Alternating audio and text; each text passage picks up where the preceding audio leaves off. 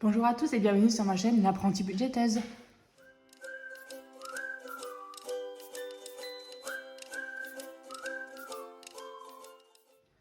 Comme vous le savez, la fin du mois vient de sonner et comme vous avez pu le voir dans le titre de la vidéo, on se retrouve aujourd'hui pour faire le bilan de la 4e semaine, le bilan global du mois de juillet et la réalisation de mon budget pour le mois d'août qui arrive. Je vais faire le point avec vous sur ce qu'il me reste dans les enveloppes de cette semaine qui vient de s'écouler et je vais vider les enveloppes qui restent encore de l'argent. Avec le restant, je calculerai après les économies que j'ai pu réaliser durant ce mois de juillet. Donc c'est parti. En santé, hop, je calcule un petit peu ça pour que vous voyez bien. Donc en santé, depuis le début du mois, j'ai absolument rien sorti dans cette enveloppe. Donc il y a toujours 10 €.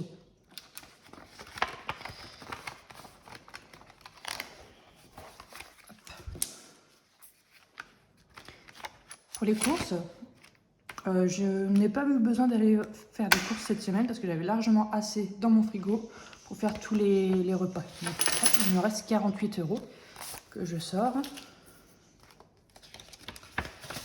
Hop.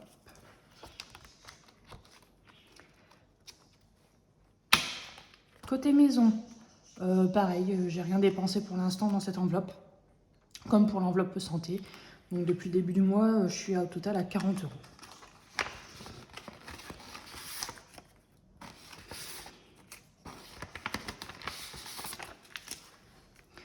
€. Pour le restaurant, donc cette semaine c'est cool parce que j'ai encore réussi à tenir le cap de ne pas manger au restaurant. Enfin, pendant le midi du moins, donc j'ai réussi à faire mes plats à emporter pour le boulot. Mais par contre, c'est vrai que nous sommes partis, enfin on rentre de week-end. Et donc j'ai pris 40 € dans cette enveloppe pour manger au restaurant durant le week-end. Il me reste alors 10 €.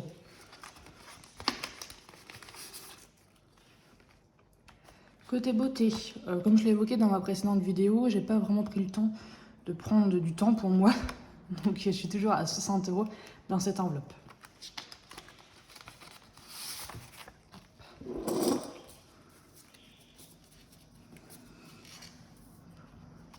Côté bébé, donc là par contre pour cette catégorie, forcément le bébé va pas tarder à arriver, donc on commence vraiment à faire pas mal d'achats côté vêtements. Donc j'ai sorti 90 € de cette enveloppe, il me reste 2,50 €. Donc il faut bien acheter les petits vêtements, les petites gigoteuses. Hop.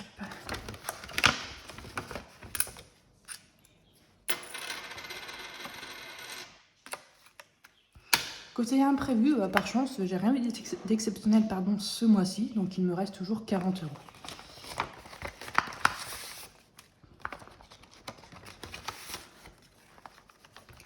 Pour les loisirs, comme on rentre de week-end, c'est vrai que j'ai complètement vidé cette enveloppe. On en a un petit peu profité. Le but est de faire des économies avec le système des enveloppes. Mais c'est vrai qu'on aime bien se faire plaisir quand même de temps en temps. Donc cette enveloppe, elle est vide. Côté Noël, je suis toujours à 30 €. Donc je n'ai pas du tout touché à cette enveloppe non plus de tout le mois.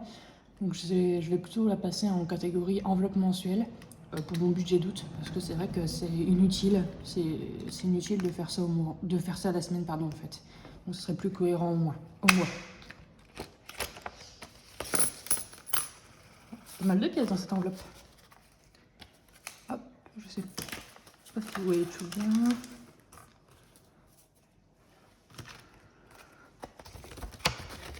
Encore 5 €.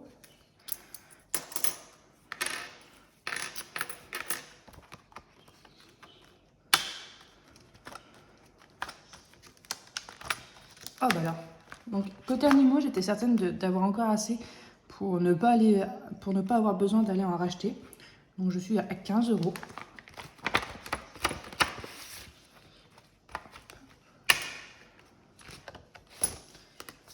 Pièce.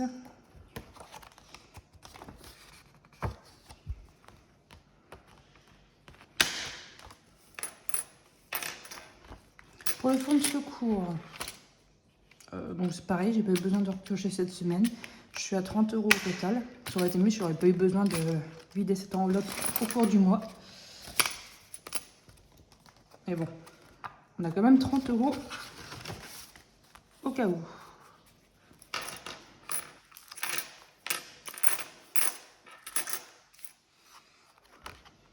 commence à être un petit peu chantier sur la table. Et côté assurance, donc si vous avez suivi mes péripéties, ça c'est encore un peu effacé. Si vous avez suivi mes péripéties, vous avez vu que j'ai dû vider aussi cette enveloppe à cause de mon assurance moto que j'ai dû payer et que j'avais oublié de budgétiser. Donc du coup, on n'est que à 20 € pour ce mois-ci. Mais je vais la passer aussi au mois et comme ça sera plus cohérent. Vu que je le paye qu'une fois à l'année, mon assurance. Ça évitera de rajouter toutes les semaines de façon un peu inutile, entre guillemets, pour l'assurance. Donc voilà, le classeur est vide. Par contre, je vais pas effacer les trackers parce que je vais me faire un petit tracker d'épargne, comment je pourrais dire, d'épargne fictive, parce que je vais pas laisser ça à la maison, je vais le mettre en banque. Mais au moins, je vais me faire un tracker avec, pour la catégorie santé, j'ai pu économiser 10 € durant le mois de juillet. Pour la catégorie course, 48 € et ainsi de suite. Comme ça, je pourrais comparer au mois les économies que j'ai pu faire. Donc le classeur est vide. Donc du coup, il reste quand même pas mal de... Je pensais pas avoir autant de monnaie. Hop, je sais.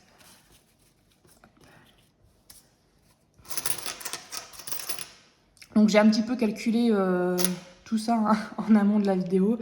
Donc là-dedans, il me reste au total, j'ai pu sauver 305,5 €.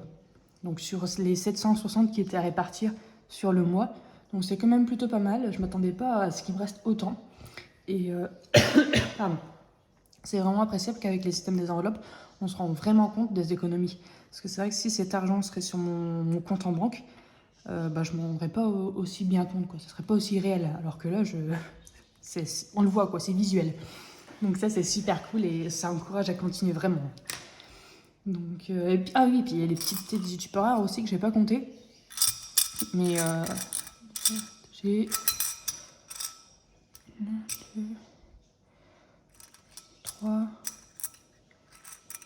J'ai 3,53 € dans le petit tupperware.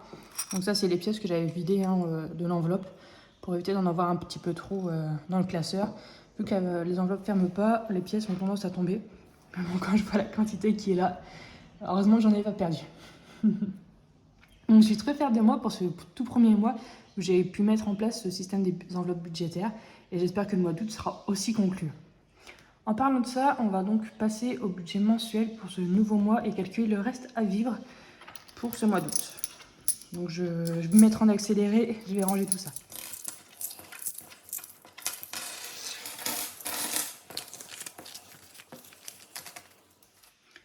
Voilà, donc c'est rangé. Donc je vais reprendre le petit... donc j'ai pris la même trame que pour le mois dernier.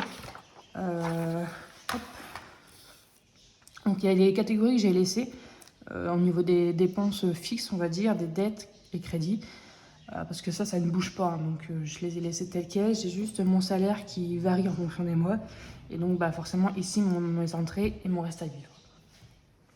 Donc, du coup nous allons remplir tout ça ensemble. Donc ça c'est pour le budget du mois de août. Donc ce mois-ci j'ai eu un salaire de 1 720 €.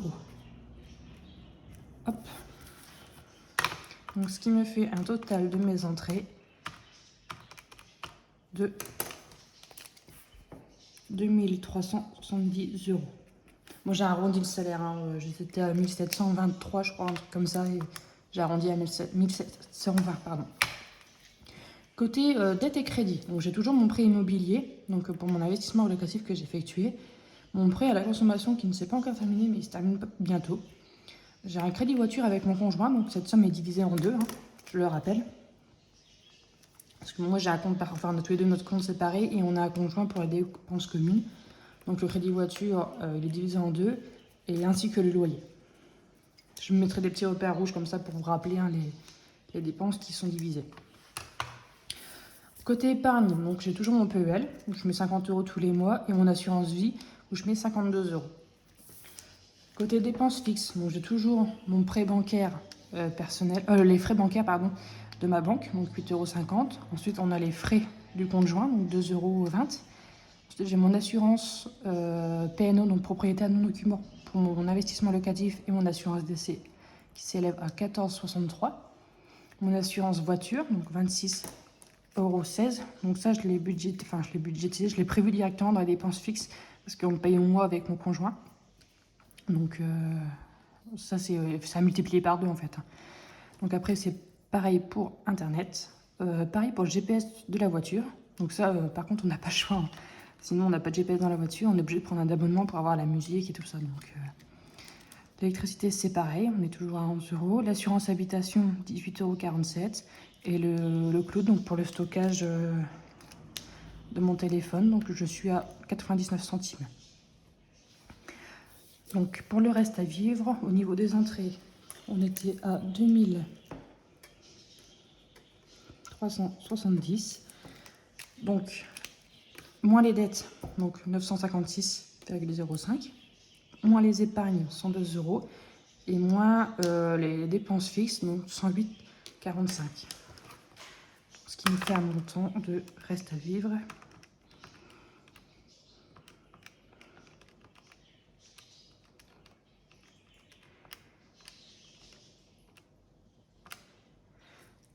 « 1203 ».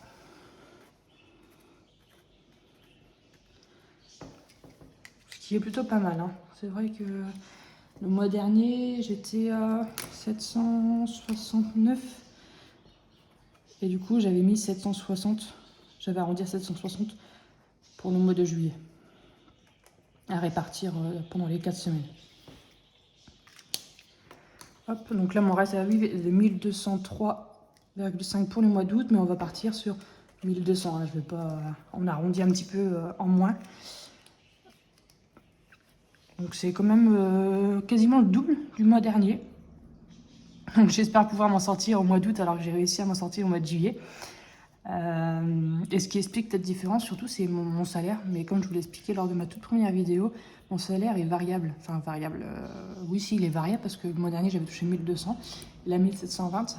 Mais ça c'est dû au remboursement de frais que je peux avoir au courant du mois. Donc voilà, ça peut changer, mais il excède rarement 2000 €. Hein. On reste dans les 1200, 1800 quoi. Mais c'est vrai que au mois, ça peut changer beaucoup de choses. Donc ce mois d'août s'annonce plutôt plein de surprises et surtout de bonnes économies. Mais nous verrons tout ça ensemble lors de la prochaine vidéo et nous ferons la répartition dans les enveloppes. Donc je diviserai ces 1200 dans les enveloppes pour voir combien je mets par semaine. Et également la nouveauté de ce mois-ci, c'est que je vais faire les enveloppes mensuelles.